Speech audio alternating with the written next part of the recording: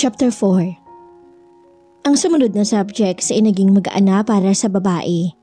Mas marami nakikipag-cooperate at estudyante kapag Filipino at Social Studies dahil Tagalog ang medium na ginagamit niya. Isa pa, dahil sa maikling pag-uusap nila ni Sergio kanina, gumaan ang kanyang pakiramdam. Nakatulong ang pag-uusap nilang yun para maging kalmante ang tibok ng kanyang puso. Sergio was very warm and friendly. Masarap tong kausap. Goodbye class. Aniya matapos ang huling subject na Social Studies.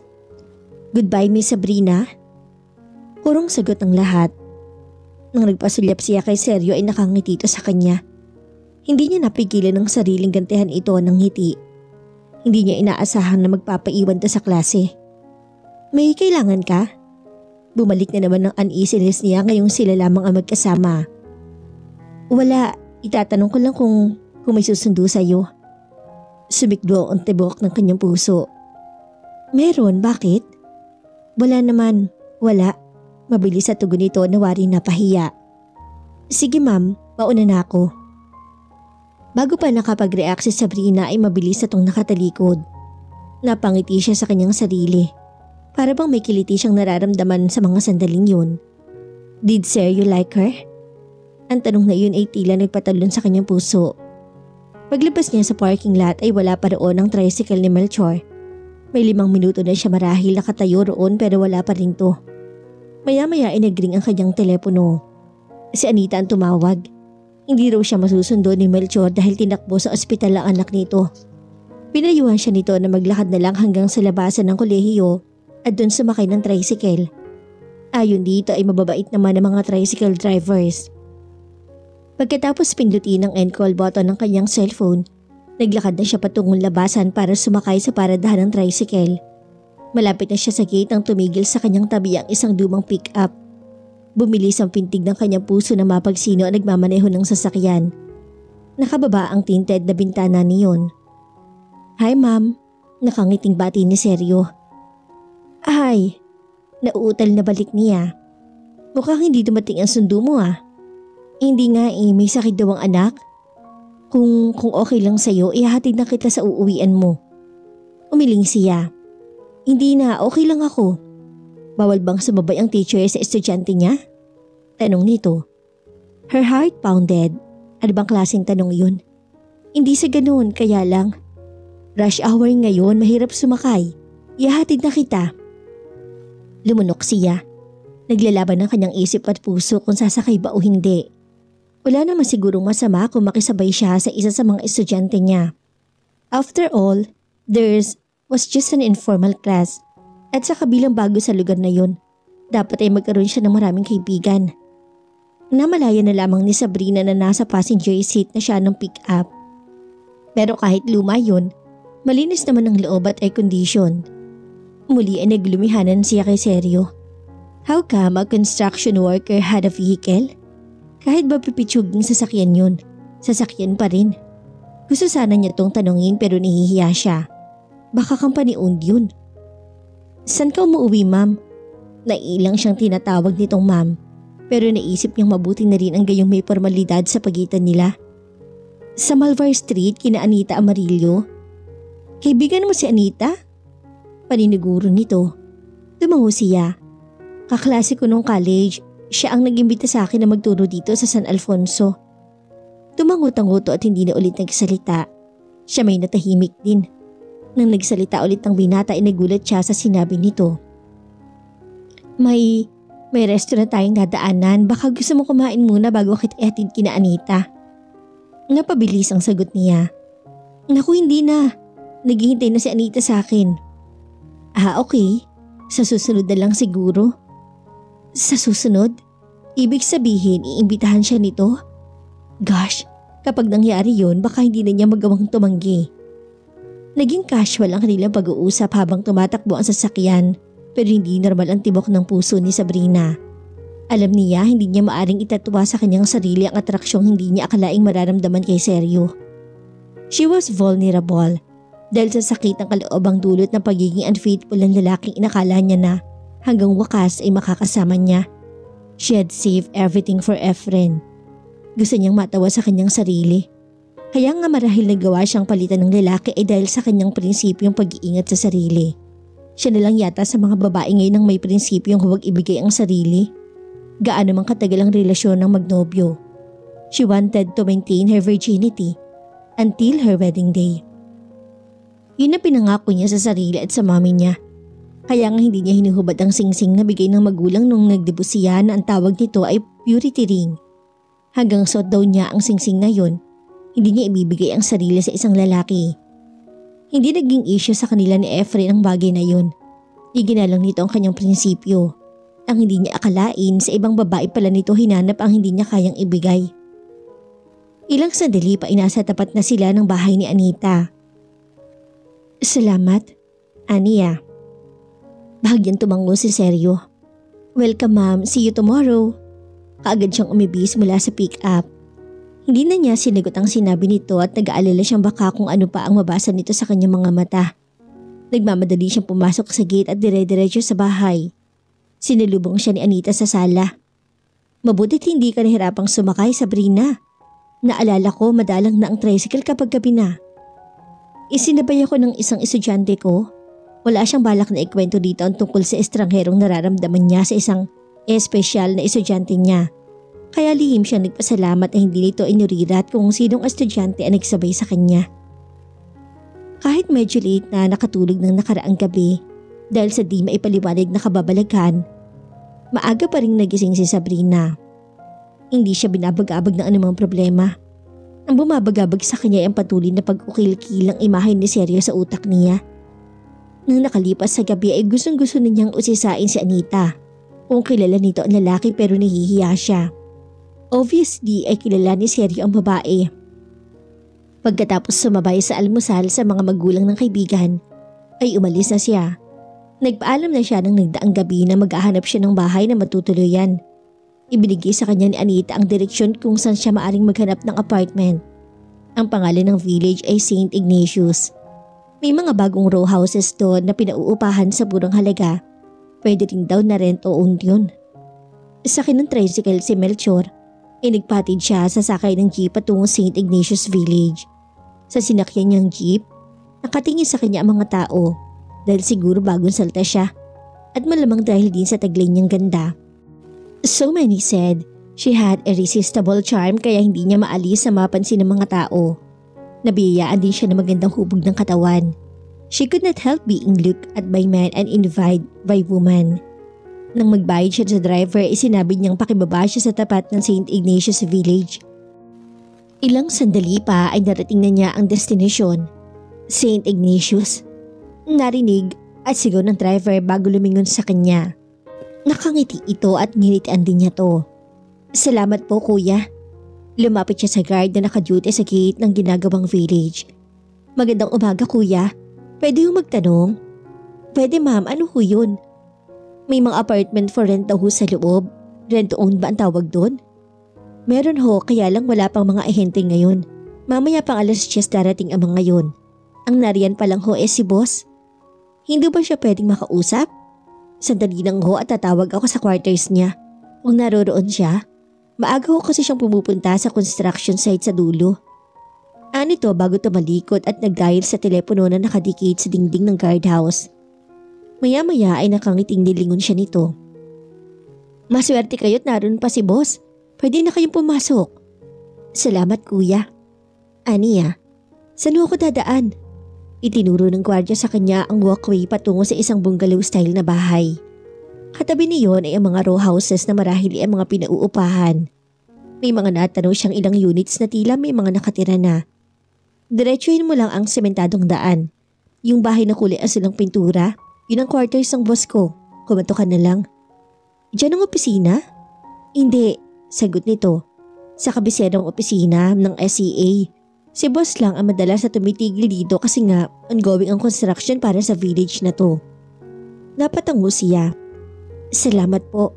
Tumalikod na siya. Nang maalalang itanong ang pangalan ng boss nito ay lumingon siya ulit. Pero nagkataon naman na nag-ring ang telepono na sinigot nito kaya umalis na rin siya. Humihingal si Sabrina nang narating ang bungalow. May humigit kumulang 500 metro rin siguro ang layo ng bahay na yun mula sa guardhouse. Kung titignan ay parang malapit lang, pero malayo pala. Huminga muna siya ng ilang beses bago kumatok sa pinto. Nakatatlong katok siya bago may nagbukas niyon. Nagulat siya nang mapagsino ang taong nagbukas ng pinto na mukhang nagulat din nang makita siya. Si Sergio ang unang nakabawi sa pagkabigla. Sumilay ang ngiti sa labi nito na nagpalabas ng bili sa kaliwang pisngi nito. "Ma'am, ikaw ba naghahanap ng bahay?" Tanong nito. Tumango naman siya. "Bakit narito ka? Was he the boss?" Bagyang ikiniling nito ang ulo. "Dito ako nagtatrabaho." "Ganun ba?" Nakadama siya ng pagkailang na mapagtanto niya na nakasuot lang ng maong shorts at hapit na sando ang lalaki. Mukhang bagong paligo to dahil basa pa ang buhok nito. His scent was suiting to her nose. Mabango ang sabong pampaligong ginamit nito. "Dito ka nakatira?" Tumango ito. "Tuloy ka muna." Nag-alangan siya. Hinahanap ko yung boss na sinasabi ng guard. Naghanap kasi ako ng bahay na pwedeng upahan." Nakita niyang bahagyang umangat ang dalawang kilay nito na tila nag-isip. "Ganun ba? Aba, maswerte ka na ako ang naabutan mo rito. Pwede namang ako na ang kausapin mo." Nangunot ang noo niya. "Ikaw?" Inilagay nito ang dalawang kamay sa hips nito at tumango. Napalunok siya. This man didn't realize how good looking he was when he acted like that. Anime isang Greek god ito. "Ano ka ba dito?" "Ako? Katiwala. I mean, pinagtitiwalaan ng may-ari."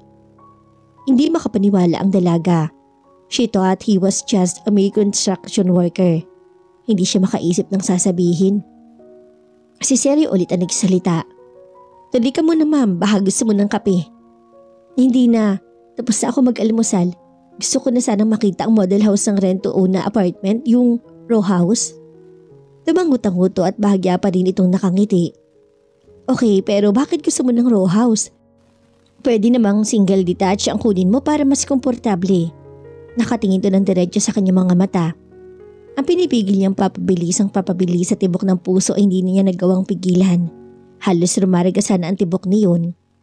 "Nag-iisa lang kasi ako at saka hindi ko naman alam kung magtatagal ako dito sa San Alfonso.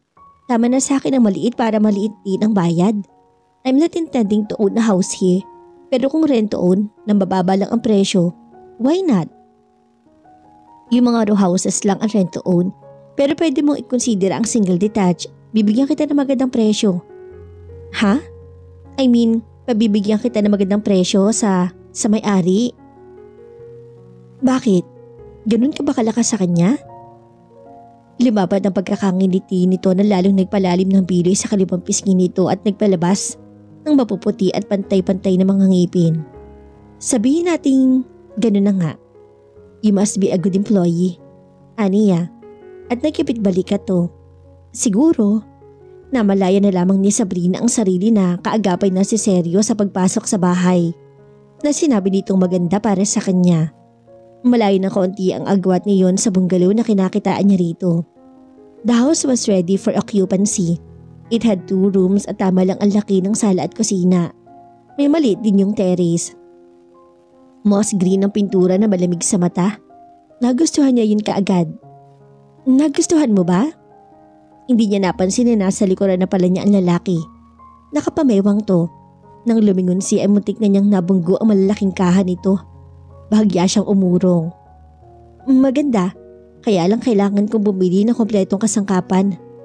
May mga spare na gamit sa quarters. Yung iba doon pwede ko munang ipahiram sa'yo gaya ng ref, TV, bed, sofa." "Wag, ayoko." Mabilis niyang sagot. "Bakit?" "Hindi na kailangan. Alalahanin mo, hindi ako ang magbibigay ng grade sa'yo para maipasa mo ang ALS. You have to earn it by passing the exam at the end of the program. Kaya hindi mo na kailangan na magsip-sip sa akin." Ngumiti ito. "Alam ko yun. Ang sa akin lang naman, nakatambak lang ang mga yun sa bodega. Nakakahiya naman sa amo mo. Ako nang bahala." "Ayoko talaga. Ipapadala ko dito ang iba kong gamit galing sa Manila. I can buy others." "So, ibig sabihin gusto mo na rito? Hindi mo pa nasasabi ang presyo, baka hindi ko kaya." 5,000 a month. Nagulat siya. "Ganun kababa? Probinsya to at hindi Maynila. Huwag ka magulat sa presyo. Pero aaminin ko na binigyan kita ng magandang presyo kaysa sa iba. Huwag ka na magsasabi kapag may nakausap kang kapitbahay ha. Yung ibabayad mo, babawasin sa contract price ang babahay. Kung maisipan mong ituloy ang paghuhulog para maging ina talaga, ipapabasa ko sa iyo ang terms and conditions. Hindi siya makapaniwala na ang taong kausap niya ay isang estudyante niya. He amazed her. So, kailan mo balak lumipat? He was looking at her intently as he spoke. Ilang months ang advance at deposit? Hindi na yung kailangan. Baka masisante ka ng amo mo. Biro niya. Malakas ako sa amo ko. Nito, 1 month advance and 1 month deposit is enough. Tatawagan ko ang marketing department mamaya para sabihing taken ng unit na to. Nakahinga siya ng maliwag. Wala siyang lakas ng loob para labanan ang puwersang nagtutulak sa kanya para tanggapin ang alok na yon. Sergio was very friendly and warm and only God knew she could not resist his charm. Next week, ipapadala ko ang mga gamit ko rito mula sa Maynila. Look, Sabrina. Ma'am. Sabrina is fine. Wala naman tayo sa classroom eh. Ngumiti ulit ito. Okay, Sabrina.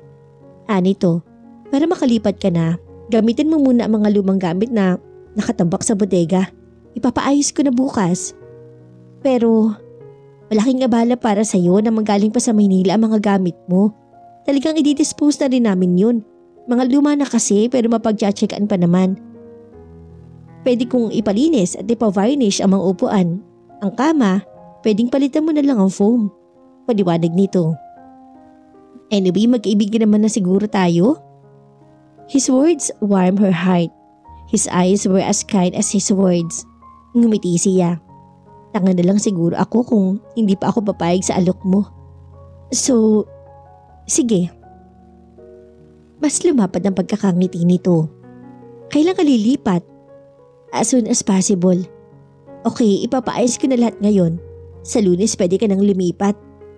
Salamat, pero gaya ng sinabi ko, ang pagiging mabait mo sa akin at pagiging magkaibigan natin hindi pa saporte para makapasa ka sa ALSA. Hindi ako ang mag-grade sa'yo. Huwag ka mag-alala, ipapasa ko yun. Naniniwala si Sabrina na simula na yon ang pagiging magkaibigan nila ng binata. He might be a simple uneducated person, but he surpassed anyone who had a doctorate degree. Ramdam niya ang sensibilidad at pagiging mabuting tao nito. Ihatid na kita pabalik. Nito pag-uwan. Hindi na, baka maabala kita. Alam ko may trabaho ka. Muli ay ngumiti ito. Baka malit ulit ako sa klase mamaya.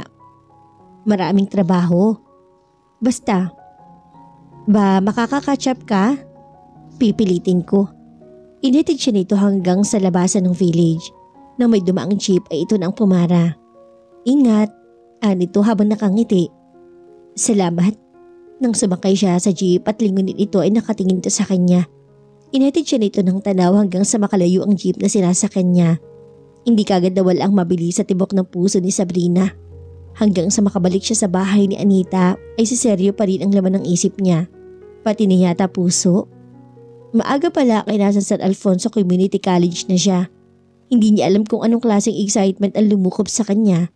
Pero kaagad na napawi ang excitement na yon nang hindi pumasok si Sergio. Hanggang sa huling subject nila ay hindi na to sumipot pa.